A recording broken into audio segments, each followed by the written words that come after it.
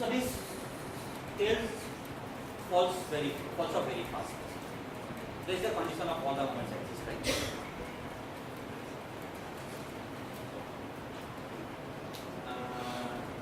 Why?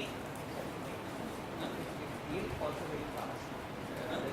The tail falls off fast. But is it in the Yeah. For example, falls like exponential. Faster than any, you multiply by any power, it will go to the tail will not contribute. So don't worry about the exact distribution of phi for time. Yeah. So therefore, I get del B del T is by 2.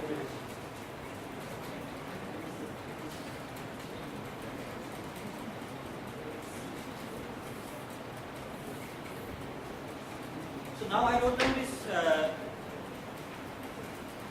equation, no?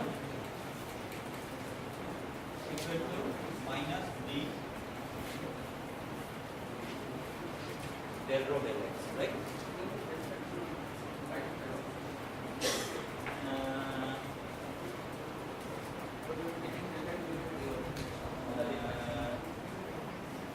So whatever the object divided by delta t, we call it phi. So that yes, like it.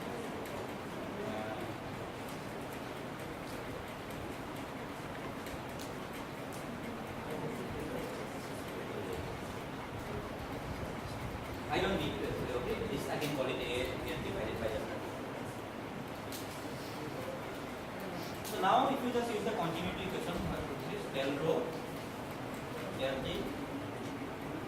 Are you assuming that phi delta t is not a function of delta t? Phi delta t is a function of phi delta x. Is it a function of delta t?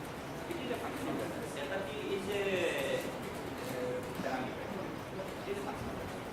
So when you do this function, you do not write a derivative of phi also. No, but I am expanding in x. Yeah, but you are having a X and t, they are both. It's a parameter. Delta t is a parameter. Right? So it's a parameter. Delta t is a parameter. So what is the continuity equation? Del dot j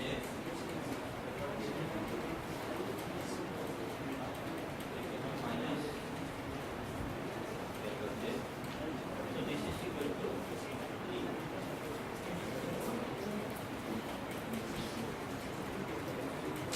Right? So then I told you that I can actually interchange rho and p. So therefore, this is equal to, sorry,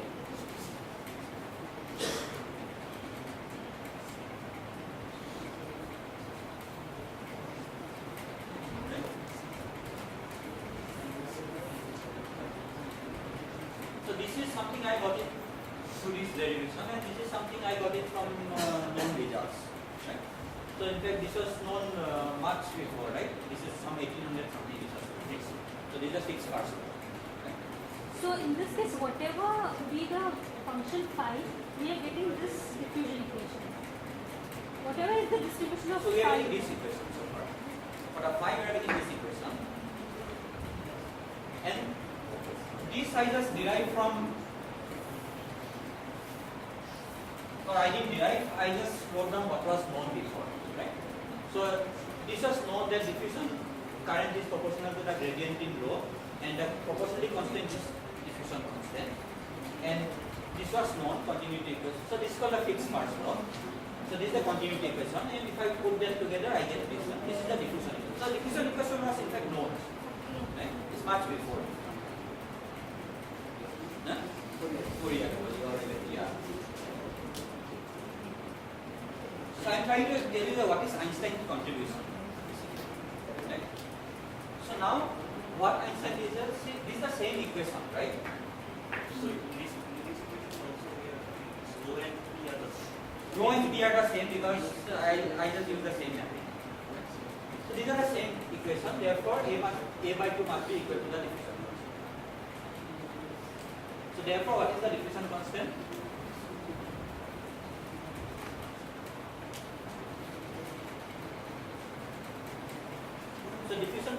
a by 2. So what is a by 2? So therefore,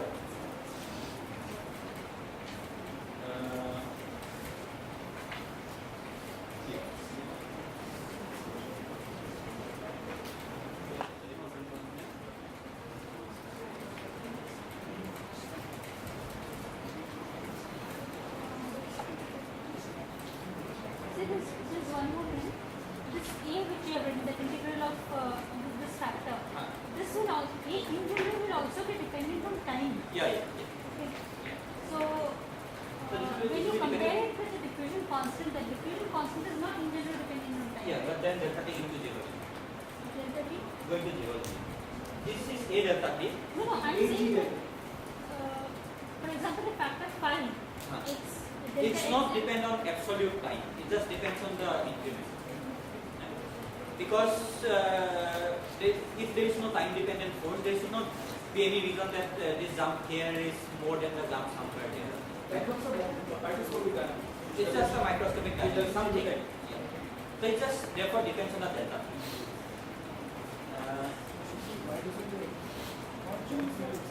So therefore, yeah, what do I write? Minus integration plus integration.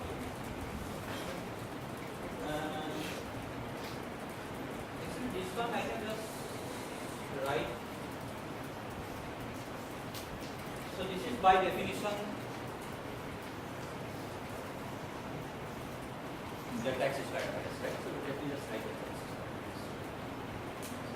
So therefore, I can just write it here.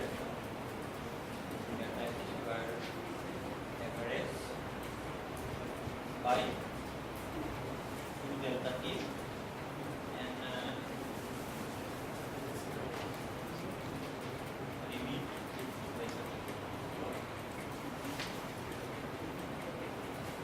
I don't need to introduce this.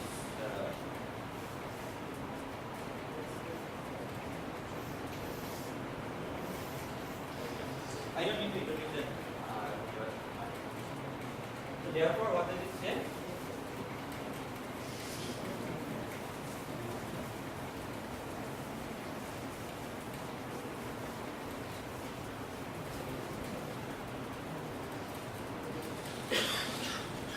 So what does it say? Therefore, a diffusion constant G, which was just a proportionality constant. So the diffusion constant is equal to limit delta t going to 0.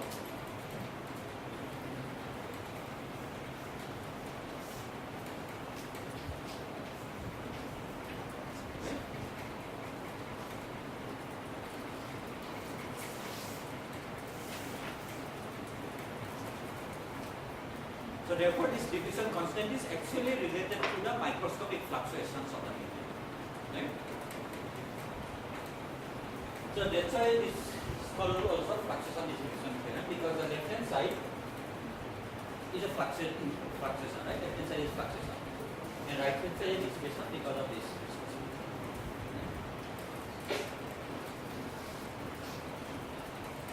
So this is actually these were this paper actually Einstein's main contribution.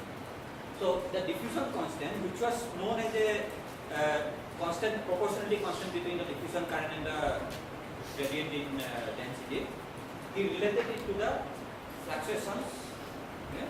And the other is that diffusion constant related to the distance. So I didn't understand why phi is giving the, I mean, how that integral is actually delta x square average. I mean, is it because of okay. the normalization? So what is the properties of phi? Yeah, so Is it's it because the of that. I normalization? mean, it's just because of those conditions, is it? I mean, Yeah, so phi is normalized. Phi and is the also probability. the average goes to 0, so is that Average goes to 0, so I'm just looking. So even if the average doesn't go to 0, then I have to just But look it's around not the clear, average. it's not clear to me why it should actually be like physical fluctuations in delta x. What is this object?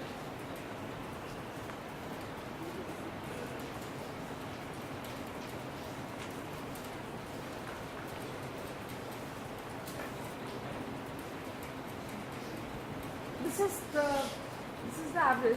This is the average. Yeah. So this is the average of Delta x. So this you have. Yeah, this is fine. This by definition. Yeah, Right? this is by definition. This is where I define. Now what is the fluctuations? Fluctuations would be something that would cause, I mean, spontaneous fluctuations would cause change in T. So that's why, Fluctuations in jump length. Right? You have this particle at sometimes it makes a long jump, at some point so it that's makes a due small to jump. the phi x. So that's This is due to phi x. But what is phi x actually? I don't know. yeah. Right? So that's why I said it is some distribution. I don't know the distribution of phi of x. So it has some distribution, right? It has to have, because these are event, right? If you just say that what is probability, that's the success divided by the total number of trials, right? So in that sense, phi x dx has to be some probability. Right? So I mean, I understand it's related to fluctuations in some way, but Fluctuation of the jump length. Yeah. Right? So suppose what is delta x? Delta x is just the distance the particle moves in time delta t, right? So therefore delta x square average will be the fluctuation. And it's the same way, suppose you have a Gaussian distribution, for example, why sigma square is a fluctuation? So if you write, that's because it gives a bit. it gives a width. So this is same as the width. So what is the width? So width is the basic, so that's what I think that if you have some distribution like that, this is let's say sigma to sigma doesn't matter. So what does this width mean? The fluctuations. This is the fluctuation, right? These are the, so this is the mean position, and these are the typical values within, basically this width means that these are the values, typical values, the whatever the variable x can take. So these are fluctuations. In that sense, it's a fluctuation. So phi delta x, it doesn't depend on delta t that we take. It depends on the It depends on delta t. yes. And that delta Because if you wait for a long time, it will move longer. I mean, yeah, longer, right? yeah, so whereas phi x, this distribution is calculated with some microscopic times, more than collision times or something like that. So we have not calculated phi of x so far, so we will only do. So phi of x we have not calculated. Is phi delta x delta t is equal to t x t delta x delta t. So then if you just assume that in the short term also they have the same behavior.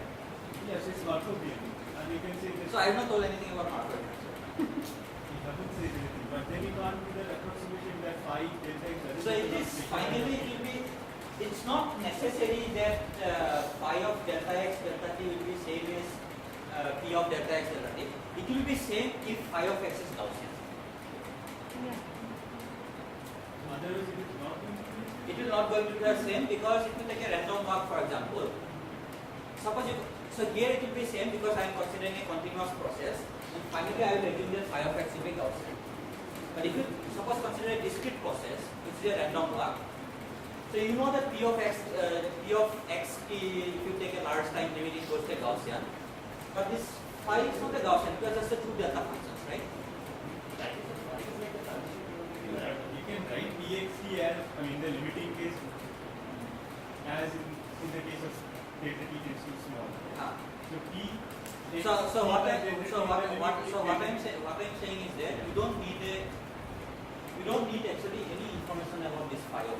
So first thing is that you definitely need Markovian, otherwise You need Markovian. Yeah. Otherwise phi would depend on t. Not only that, when you write down that equation, right? You remember I wrote down this integral equation. So I assume that p of x at t, it just depends on the previous So state, that is the right? condition for Markovian process, right? That Yeah. is the condition for Markovian Yes, process. so it depends Yeah. on definitely need. It has to be Markovian. It is a Markovian process, yeah. So that when I wrote down that integral, actually I used the property. Otherwise you cannot write down because you need all of them. But what I did is I just used the physical whatever this thing to write down. So I didn't use the property method in general. I didn't tell it explicitly. So perhaps delta t taking exactly to 0 may not equal, but so perhaps we should keep it. So I'll come to that. Yeah. So this is fine, right? So I'll come to the delta t portion. For general policy, the general dynamics should always be the always be. Huh? Dynamics always be. It does for Gaussian processes.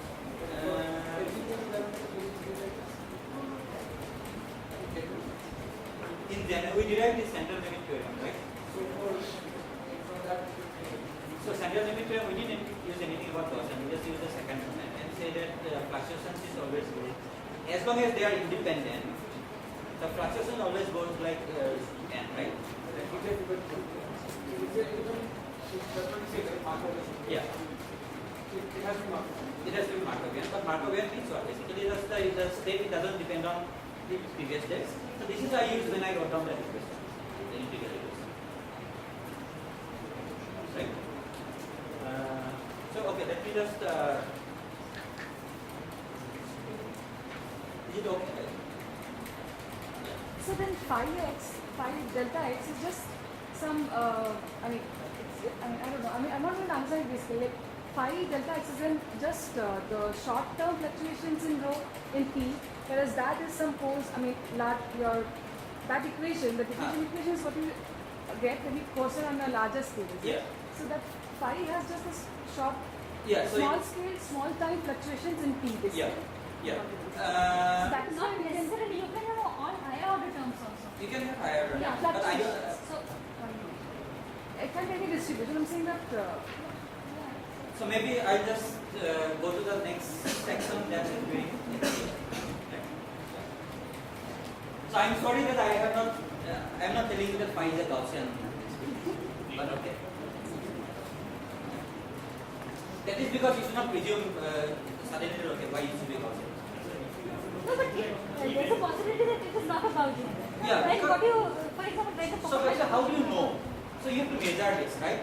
How do you know? How do you know the It property doesn't of phi? need to be Gaussian, right? I mean, Gaussian. So it doesn't need to be Gaussian. Suppose you are in you have a medium something. How do you know what is phi? You have to measure it. No, so the general thing that you get is the using this Kramer expression, all higher order terms are there. Then you terminate after the second term giving some argument and then you say that you end up getting this So difference. that I will do, but Kramer model, okay. So that I will come to it. Okay. So this phi in the random problem is the delta means In the random walk problem, it was a delta function. But it can be any distribution. No, no, so see what I mean is the transition probability. And if you know the So let me just yeah. Let me just go to the next section. Yeah. but you include the higher order terms. So you get the so if you don't need the event, then you have this delta x. And the question So you is, have a the thing. question that you have, depends on how you choose your phi. Okay, so if your phi is not Gaussian, see the initial condition.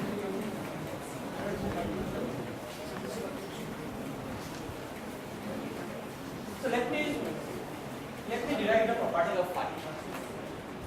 Right? So I'm going to derive the property of phi.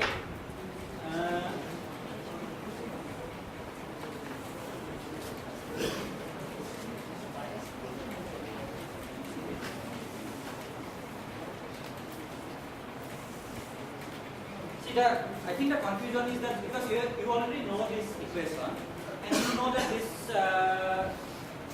you already know the Lange equation, you know that it's some delta quotient model or something. That's the problem. So let me derive the Lange equation, for example, for the Brownian. So I start from before that I have this equation. Now you have to solve it. So that you have already done, right? So I'm not going to tell you how to solve it. You know. So what is the final equation?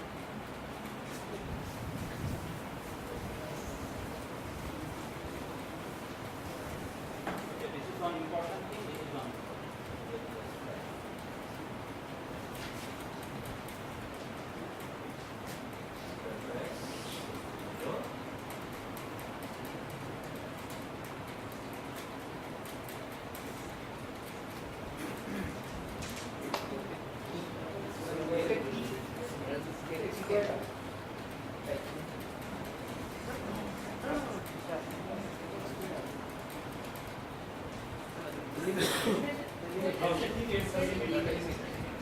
Limit delta t is So you are actually concentrated.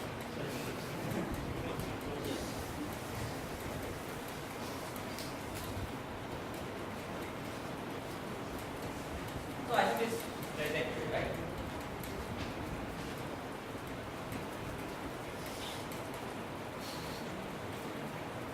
what is this object? So this is a local slope, right? So if I have a curve, so this is a local slope. And when I derive the this equation, so what I use is basically this slope is some random variable. Right? Because if you just look at the picture, at delta t it will go by some amount. And that's a random variable because delta x actually it's a random variable. Since delta x is a random variable, therefore delta x by delta t is a random. This x versus t graph which you have shown is for a random walk, right? For a Brownian motion. For Brownian motion. And you say that this is defined delta x by delta t is defined. So delta x by delta t is the local slope, right? Maybe I should have I should have drawn something like that, okay? But I am okay. Drawing the larger scale so that I can see the slope. So therefore, this is a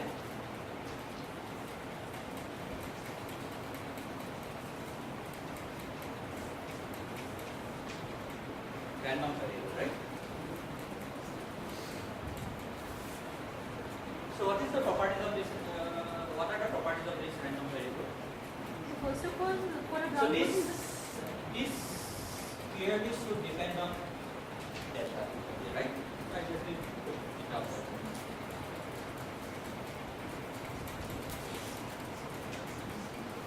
So this is delta x at time, right?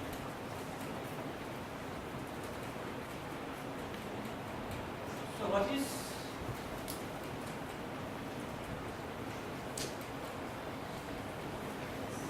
this operation? Is just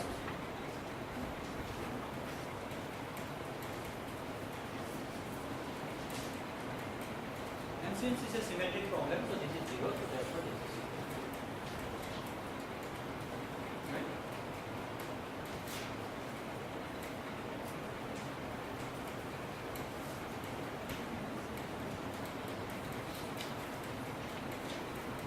This operation. This is just the square root of delta x square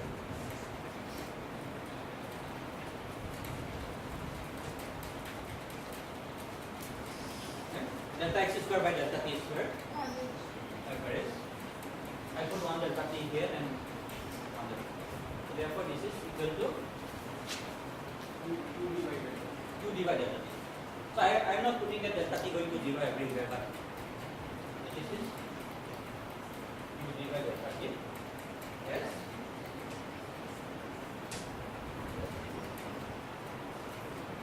Right? What is this object?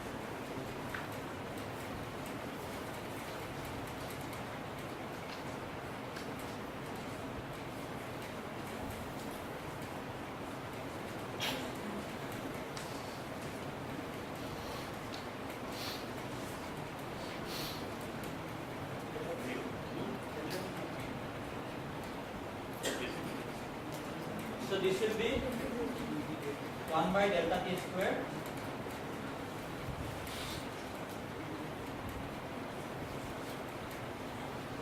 delta x t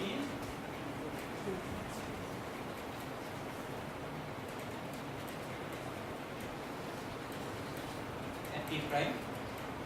But this t and t prime are at two different instants, right? So they are unquoted. So this is equal to 0.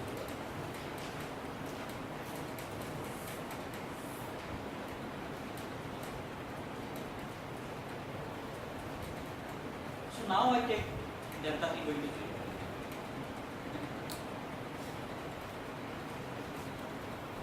So suppose your time separations are of delta t. So then what happens to this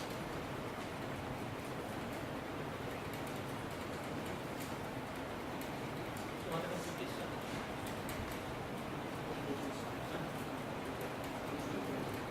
So this goes to infinity,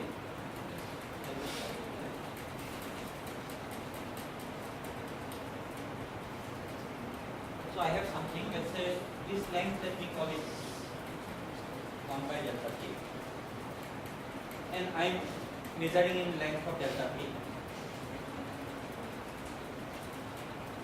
So therefore 1 by delta t goes to infinity, and 1 by delta t into delta t goes to 1. So it is like a delta function, right? This is how I derive the function. So therefore if I go to the continuum limit, what happens?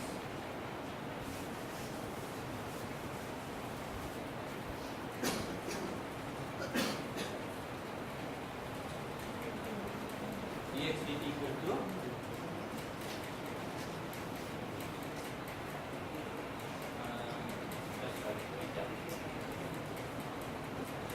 Eta is the same noise as psi in the limit delta t equal to 0. So I just took delta t equal to 0 limit, and from there I So the correlator of psi t and psi t prime, for it to be 0, even if the separation of between t and t prime is very small. because what is the separation? Separation in step of delta t. Right?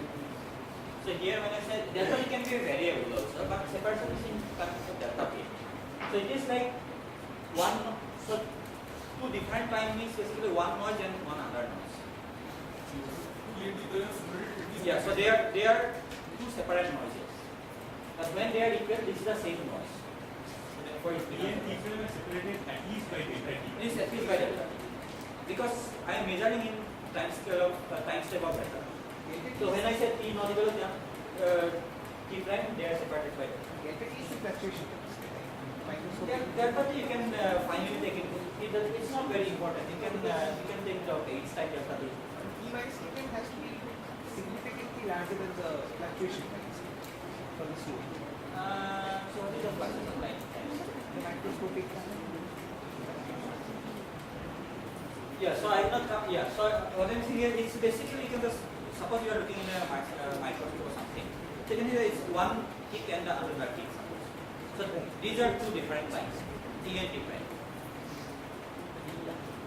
Right? Now delta t depends on what time scale you are looking at. So it's very small. So if I take this, So after that, can you make delta t to 0? delta t going to 0. So this But is what I then those two are did. not independent, Yeah? right? Then that assumption is not right. So So here when you say delta t going to 0, it's anyway 0. So that's the average function that take it. Yeah. No, delta t equal to 0, why is that 0? average function. This is 0, this is not 0. The moment you average, you get 0. Then there's no point in keeping delta t. So I'm going to write down the properties now in the continuum. Right? So I said I took the delta t going to 0 limit, and I told you that 1 by delta t goes to delta 0, right? It becomes a delta function. This is how you take a limit of a delta function, right? What is a delta function? Either you take a Gaussian distribution and take the width goes to 0, or you take a box distribution and take the width goes to 0. So anything you have something right there, the delta function is not a fixed function, right? It's defined by its properties. So I can take a box of length height 1 by delta t and width delta t. So when delta t goes to 0, the height goes to infinity. But if I multiply by delta t, it goes to 1. So that is the property of delta function. So therefore, eta of t average is equal to 0, and eta of t prime is equal to t. So 1 by delta t. So I am going to replace this delta. Yeah. So this derivative dx by dt. Yeah. So how is it defined? Because I can always define a local derivative, right? Even if the first derivative I can always define. the function is not continuous. It is a continuous function, So right? it's not differentiable. This you can define it once at each time. So the higher derivative doesn't like this, but it's a continuous function. And so how do you differentiate? That's depends, right? You cannot differentiate across two ranges. But delta x, delta t is a local slope that I can always define how much it moves in time delta t. Right? So delta x I can measure, delta t I can measure. So I can always say, okay, the particle is here. If I look at an xt plane, the particle is here and then it moves here. The limit delta t is to take it to exactly 0 to the time scale of Going to 0. time scale of this corridor being 0. So actually